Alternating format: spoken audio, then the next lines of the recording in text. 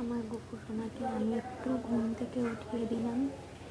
ওর সকালে হয়ে গেছে, আমি স্নান টান সেরে তারপরে ওকে ঘুম থেকে উঠাই।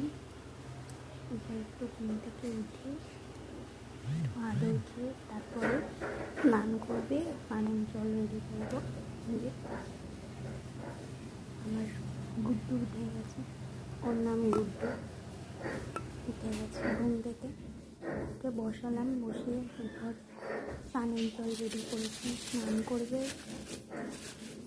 একটু চন্দন মেখে নিই, আমি একটু জলে চন্দন একটু তুলসী পাতা দিয়ে ওকে স্নান করাই।